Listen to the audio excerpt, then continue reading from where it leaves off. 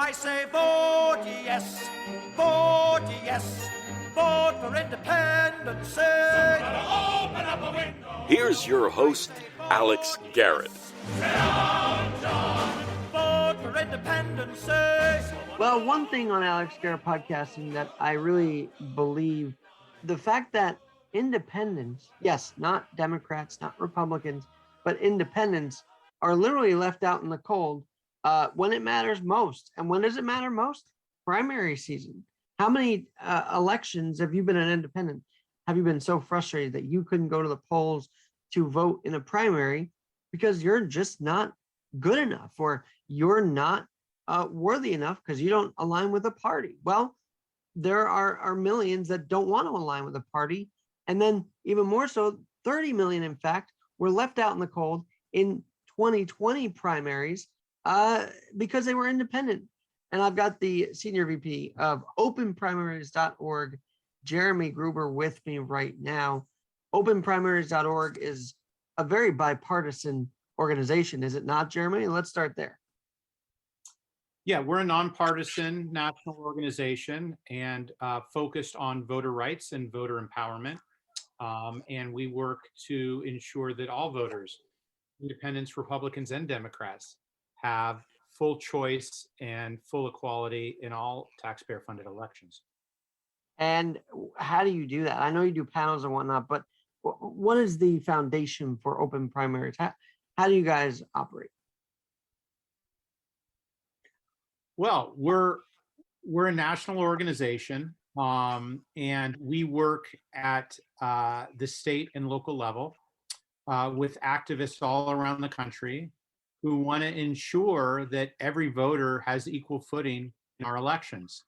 So we work with activists in dozens of states around the country who are working to empower voters through public education, through debate, and through campaigns to enact open primaries and to protect open primaries from being closed in states where there are efforts to do so.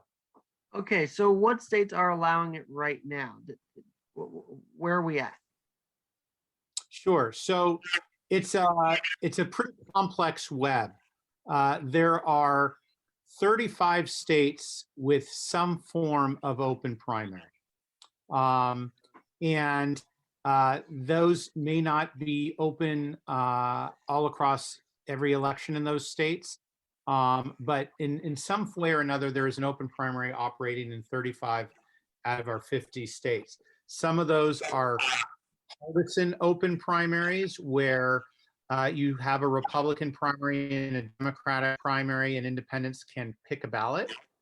Some are states, primarily in the South, with nonpartisan voter registration, where you have a Republican and a Democratic primary, but everybody gets to choose which primary to vote in, because the state does not register you with a party, they simply register you as a voter.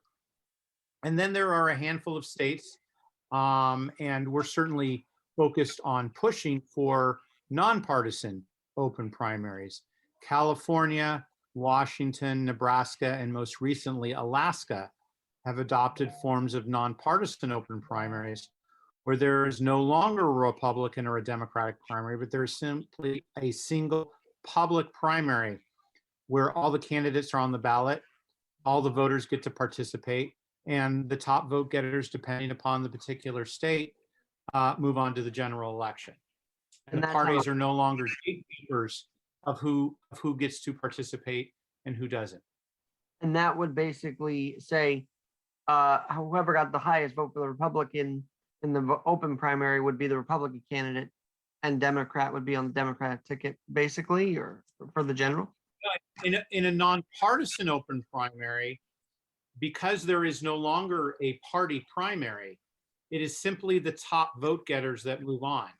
So that is most often going to be a Republican and a Democrat, but that could very well be two Democrats or two Republicans, or a Republican and a Libertarian, or a Democrat and a Green. It really depends on the makeup of the district. If you have a district, for example, that is 90% Republican in registration, The idea of moving along a Democrat and a Republican to the general election is sort of an absurdity. Everybody knows who's going to win the general election, whoever wins the Republican primary in a district with that high Republican voter registration. Similarly, on the Democratic side. So what nonpartisan primaries will do, they'll move forward to the general election, the top vote getters, regardless of party. And as a result, they will dramatically increase the competitiveness of the general election. I think most people don't appreciate that around the country, 85% of our general election races are uncompetitive at the state level. So when you are going to vote in the general election, in only a handful of races will you actually see a real competition between candidates. Most often, more often, you will see whoever wins the primary for the dominant party in that district is a shoo-in for the general election. In fact, so much so, and 40%, think about this, 40% of general election races see candidates running unopposed, meaning that you as a voter, when you go to vote in the general election, there'll only be one person on the ballot. Oh, I know. It's frustrating for the state assembly. Really elections that matter. In New York, the state assembly has very much so, and state senate unopposed races, and it drives me nuts. And that's also because there's less enthusiasm to get into politics maybe now than before. Would you agree? I think that's part of it. But I also think that New York is a great example. Let's talk about New York City, for example. New York City has a 5-to-1 Democrat voter registration. So if you're not a Democrat, or even if you are, what is the motive for wanting to participate in the general election? The real election is the primary. If you're a Democrat, you've already participated in the primary and your candidate is on the general election ballot. If you're a Republican or an independent, of which there's over a million independents registered in New York City and about 500,000 Republicans, your vote in the general election literally doesn't matter because the Democrat is going to win and the Democrat is chosen in the primary. So I think it's really less about enthusiasm. I quite frankly think people are more interested and connected to politics in this country than they've ever been. But they find themselves in a system that does not set them up to be equal with their fellow voters, but privileges party membership over anything else. And in a district of which one party is dominant over another, which is most districts nowadays, it is that party's voters that really rule, and everyone else is along for the ride. Jeremy, does open primaries combat the quote unquote war chest of these big sort of establishment and well-funded campaigns? I mean, does the open primary sort of cut into that at all or not really? Well, the open primaries issue isn't, let's say, a campaign finance issue. We don't work on campaign finance, and there are plenty of organizations and individuals that work on that. It's a very important issue. But I think it's certainly true that if you want to ensure that candidates are accountable to all the people, which is really the goal of the campaign finance movement, and not accountable to a handful of wealthy donors, then you want a system that is more open and more equal. A more open system and a more equal system means that it's harder for money to be used to privilege one candidate over another. The smaller the base of voters for a particular candidate to ensure victory, the easier it is for money to distort the outcome. So, in a closed primary where you are only accountable to a handful of the most partisan voters, it's much easier for money to play a role because it can come in and at a easier and cheaper level distort the playing field. In an open system where you're accountable to every voter in your district, it's much more difficult and more expensive for money to play a role in determining the elector. So again, this is not a campaign finance issue, but these issues are all connected. The more open a system, the more voters who can participate and are on equal footing, the harder it is for a handful of wealthy donors to distort the outcome. Jeremy, let's talk about ranked choice voting, because I feel like, is that a form of open primary that we've seen in open voting here in New York this year? It isn't, but these things are connected. So an open primary at its core is about who can participate in the primary election. Ranked choice voting, whether it's used in the primary or in the general election, in New York City, it's only used in the Democratic primary, is about how people vote, not who can vote. Open primaries is about who can vote. Ranked choice voting is about how they can vote.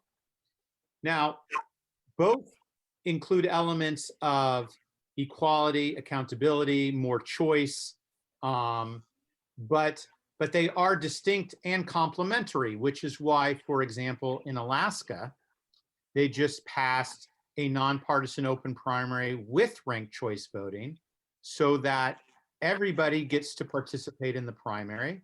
And then they have maximal choice in the general election using ranked choice voting to choose who the winner is. But they are distinct election changes. So obviously what you're saying is ranked choice voting, well, maybe you're not saying this, but could ranked choice voting lead to some sort of open primary? Could they say, well, let's adopt this and make it more general? Or is it too much of a machine in New York City to ever have open primaries? Well, I think one of the limitations of ranked choice voting in New York City is that it was adopted in a closed system. 90% of cities in the country have nonpartisan open primaries. 90% of cities. New York City, Philadelphia, Baltimore, a handful of primarily East Coast cities have closed primaries so that only members of the party can participate. So ranked choice voting, when adopted in New York City, it was not adopted in the general election, it was adopted in the Democratic primary. So only Democrats who vote in the primary have the ability to use ranked choice voting. Republicans and independents in New York City have never used ranked choice voting. And by the way, our taxpayer dollars go into that. So maybe they got to fix that up for equality for voting.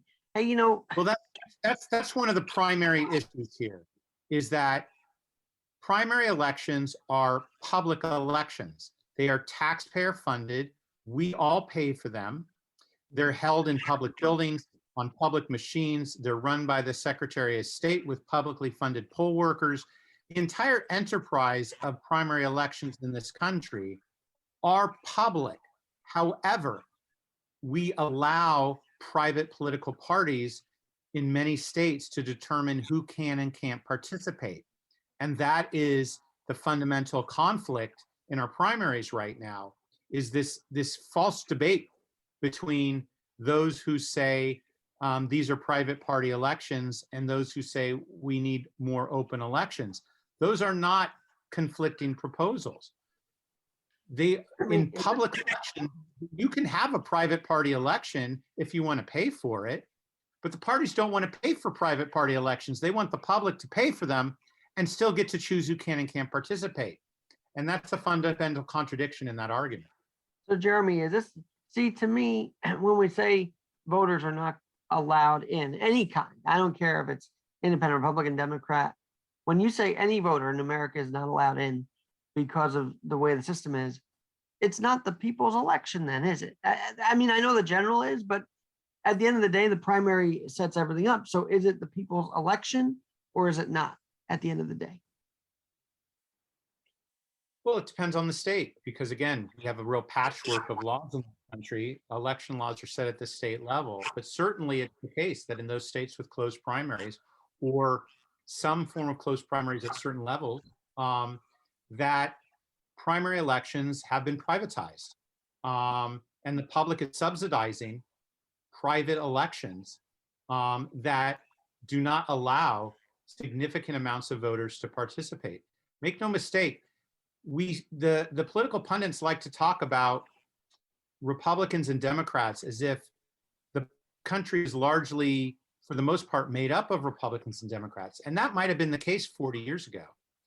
But registered independent voters are now the largest or second largest group of voters in almost every state. Amazing. They continue to be the fastest growing group of voters as both major parties continue to contract. So while primary elections were certainly an advantage over the sort of proverbial smoke-filled back rooms that used to exist in the 19th century where party leaders picked candidates, they are no longer serving a public purpose when the electorate has changed this dramatically.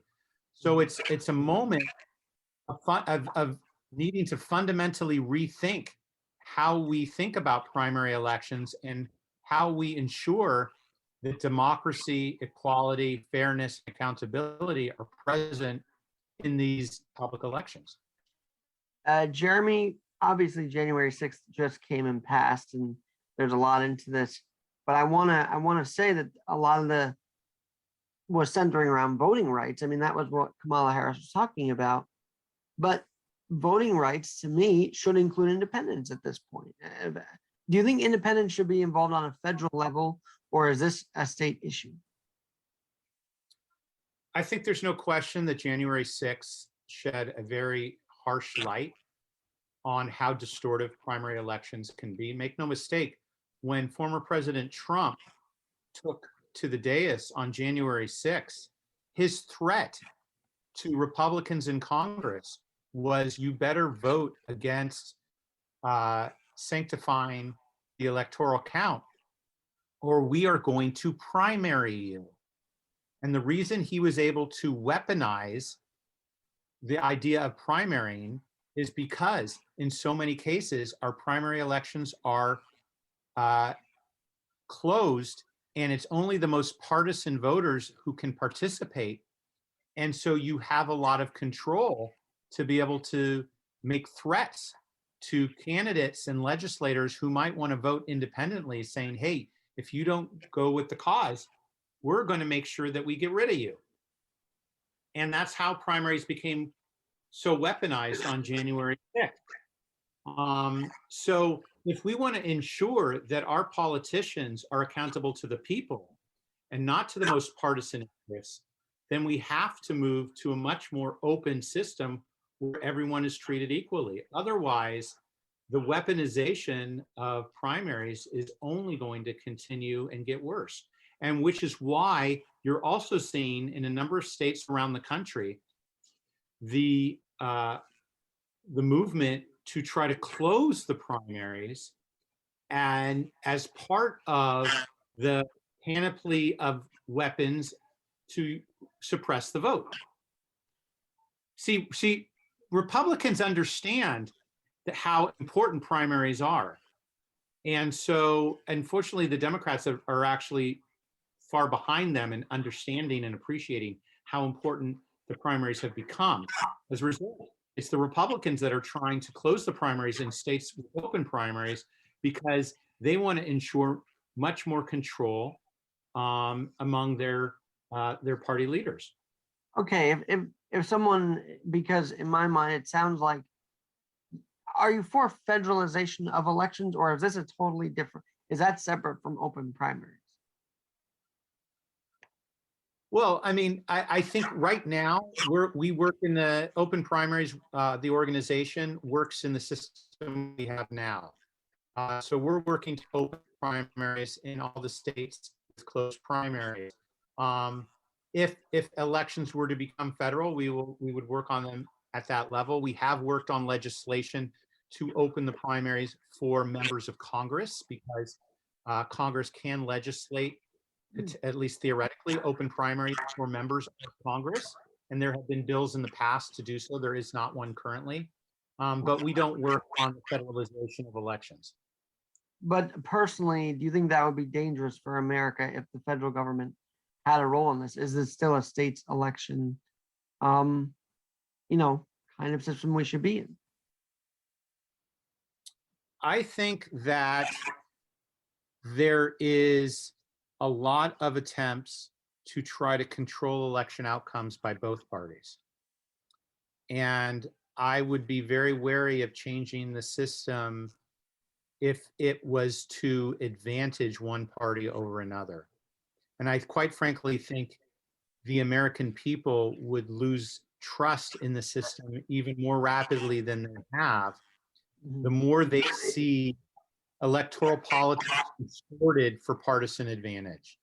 So I don't have a position on that specifically, but when one party is pushing a version of electoral politics over another, I do become concerned that partisan advantage is involved in the calculation, and I think that undermines trust in the whole system.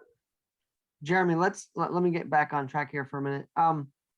Independence. We saw in 2016 the movement toward independent after Bernie Sanders was pretty much screwed out of that election. I mean, that 2016 DNC primary was totally, it seems, rigged for Hillary. I mean, you might disagree, but that's what it seemed like. So did open primaries, or did you see a shift to independence right after the 2016 DNC primary? Did you notice a shift then and there? I think and it wasn't just Bernie Sanders and Hillary Clinton. Ironically, it was Trump's own children who were shut out of voting for Trump. Right. Because in the Republican primary the same year, because they were actually registered Democrat, shockingly, and weren't able to participate in a closed Republican primary to vote for their own father. I don't think we saw a dramatic jump in independence, only because independents were already dramatically growing before 2016.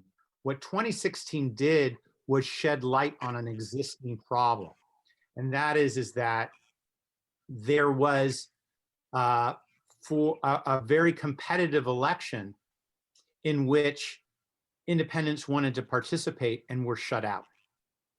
There are so few competitive elections that oftentimes this issue of voter equality can get lost because there's a lot of apathy to participate in an election that is predetermined. But when an election does become competitive, and when all voters have a real interest in the outcome, and a significant segment find themselves disenfranchised, it becomes a source of very public conflict. That's what happened with both Bernie Sanders and Donald Trump in the 2016 election, particularly in New York. And we're seeing that more and more in states around the country because independents have only continued to grow as a percentage of registered voters since then. While party registered voters have continued to either be static or decrease depending on the state. Jeremy, I want to pick your brain because you also are a lawyer. You actually got your degree from St. John's University School of Law, if I read correctly. So let's talk about legal challenges. Obviously, from a legal perspective, you've probably been in that fight too, watching people sue to make sure primaries are open, right? What's the lawsuit ratio, would you say, for all of this to make it happen? You know, one of the things that when I got involved in this issue a number of years ago that I noticed was that there has been a over focus on legislation and ballot campaigns for primary reform, and almost no attention being paid to the courts. If you look at any movement for change in the history of this country, there have been really three weapons that have been used: the ballot initiative process, the courts, and legislation. Those are the three avenues for legal change in this country. But the courts have been largely neglected in the movement for primary reform. And we're actually working to change that. We're developing a litigation project right now. We're hoping to get into court by the end of this year to start to challenge the notion that independents can be discriminated against in so many states as a result of their registration status. And the very first way we're planning on doing that actually is by looking right at the electoral code, because if you were to read the electoral code of almost any state, what you'll find is how deeply partisanship has been ingrained in every facet of every state's electoral code. If you are a registered independent voter, you can't participate as a poll worker in a lot of states. You can't serve on an election board. You can't be a judge. You can't get automatically your vote at home ballot sent to you. There are literally dozens of ways in almost every state that if you are a registered independent, you are discriminated against in the electoral code, which privileges Republican and Democratic Party membership at the expense of everyone else. It's right there, ingrained in the code of every state. The You're state saying codes are not. You want Yeah, to sorry, go ahead. you want to change the electoral code, is what you're telling me. We want to ensure that the electoral code of every state is written to advantage and create equality for every voter, not just partisan voters. We want to make sure that the electoral code is about fairness, equality, and democracy, and ensuring the proper administration of elections for all, not just for the partisan few. Right now, that's just simply not the case. And we're hoping to change that. Jeremy, I want to talk about sort of coverage for open primaries. I've seen Newsweek, I've seen The Hill, but I don't see, like outlets like CNN or Fox News or any of these major outlets covering this issue. Why? Why do they not care about the fact that 30 million voters did not get to vote in the primary in 2020? What do they just want to stay in their own lane, so to speak, or why aren't they talking about this? Well, I think you have seen a certain growth in coverage of this issue, no question. But it's still a secondary issue. Why? Because I think that much of the punditry in this country still sees everything between a Republican versus Democrat lens. They don't appreciate where the American people are. Quite frankly, I don't think they really think about where the American people are. They simply look at independent voters and say, well, they're going to vote for Republicans or Democrats. I mean, those are the only choices on the ballot. So they don't think independents really matter, because in the end, the candidates are Republican and Democrat. Your choices are Republican and Democrat.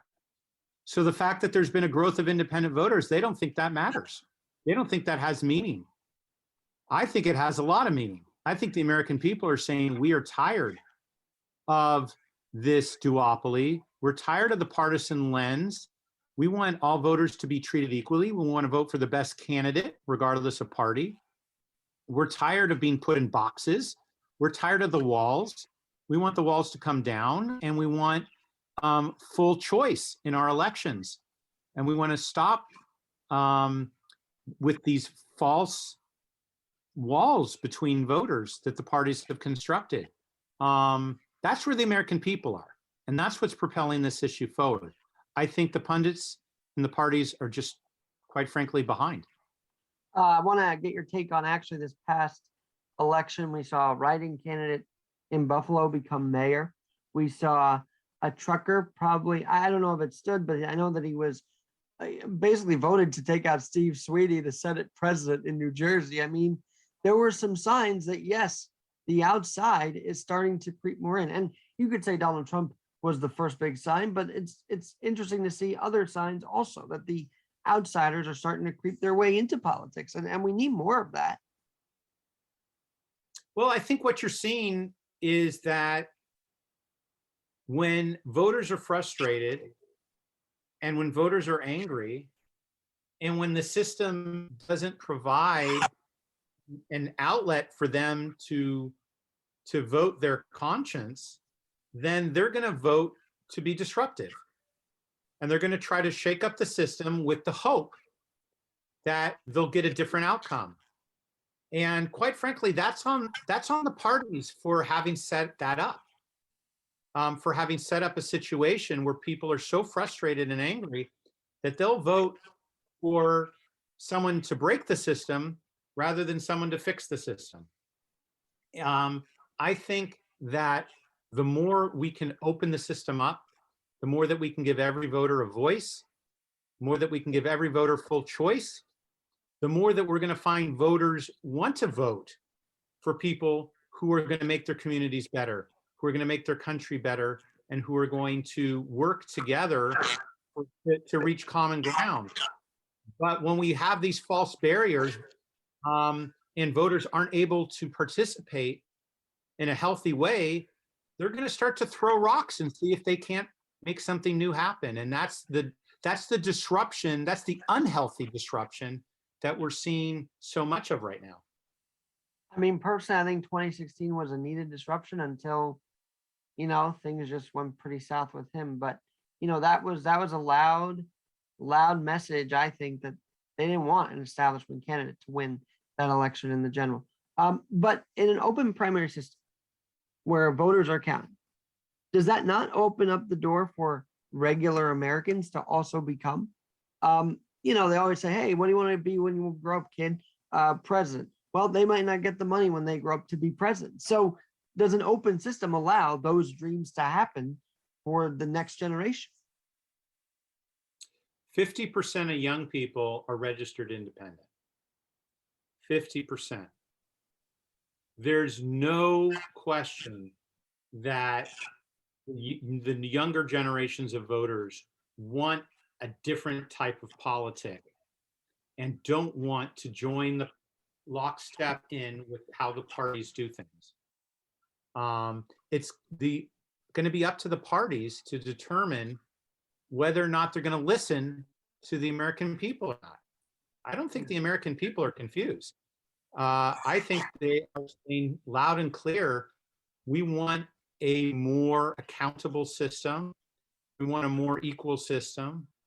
And to the degree that the parties listen, the irony, of course, is that the party that listens first and most fully is the party that's going to actually be more successful.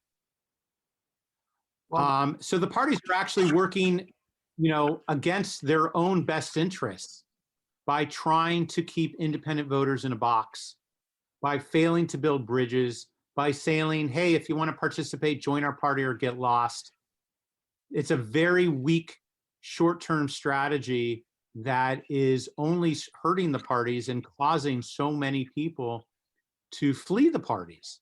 The party that says, hey, I get you, I get what you're saying, and I want to build bridges to you, and I want to connect with you where you are. And I'm not going to tell you what you have to think, and I'm not going to tell you what you have to do in order to participate. I'm going to build bridges to you from where you are. That's the party that's going to be most successful. And we're starting to see some of that. We're starting to see politicians from both parties build bridges with independent voters in their districts and be successful as a result of that. And the more that we see of that, I think the more pressure we're going to see on the parties to respond to that as well. And that sets up basically a reason why you're here today, because Jeremy Gruber, Senior VP at openprimaries.org, you've got a big guest this week on Wednesday, and I want people to know who it is. Andrew Yang, who fled the Democratic Party, is joining you guys, and tell us a little bit about this upcoming event. Yeah, so Andrew Yang, former presidential candidate, former candidate for the mayor of New York City, recently, as folks probably know, left the Democratic Party, declared himself an independent, and launched the Forward Party, which is a work in progress and still developing its platform. But a key part of the Forward Party's platform is its support for open primaries and ranked choice voting. And Andrew Yang has been a staunch supporter of open primaries and ranked choice voting since he made that transition. He's been an outspoken advocate. We're excited to have him on our call on Wednesday to welcome him to the movement. He's an important new voice on this issue. We hope to talk to him about how he hopes to position himself and participate in this growing movement. And we're looking to elevate his voice and support his mission in any way we can. I think it's an important new addition to the movement, and we're excited to see where Andrew Yang and the Forward Party go next in terms of their support for more open elections, more equal elections, and more fair elections. So this is going to be on this Wednesday at 3 p.m. And basically, what you're gonna have to do is, I guess, how can people register first of all? You can go to our website at openprimaries.org. Go to our virtual discussion series page. You can register for the call. And not only are we going to be interviewing Andrew Yang, but we're going to be opening it up for audience questions. So you'll be able to ask your questions of Andrew Yang and talk to him directly about election reform and the future of the Forward Party and how he sees his role in the movement growing as a part of that new relationship. All right, and this is very exciting, by the way. I mean, I think Andrew is a very eccentric guy. He's an entrepreneur. He's someone that seems to get the people. So I'm kind of interested to hear. I'm very excited to hear what he has to say this Wednesday. But one last to bookend all of this. We talk about how this is a two-party system and how it feels like almost bullying into the Democrat or Republican Party, meaning we won't let you vote in the primary unless you join our ranks. So to those who feel that pressure every year or every 4 years, but and they might want to relent and say, okay, I'll join the vote in this. What's your message to them if they feel like they're gonna sort of, I don't know how to say it, but break and join the party? What is your message to those that say, I don't know if I can be an independent anymore? Look, I think it's a hard position to be. If you want to if you live in a closed primary state and you want to have a say in your elections, it's very hard not to be registered with one of the two major parties.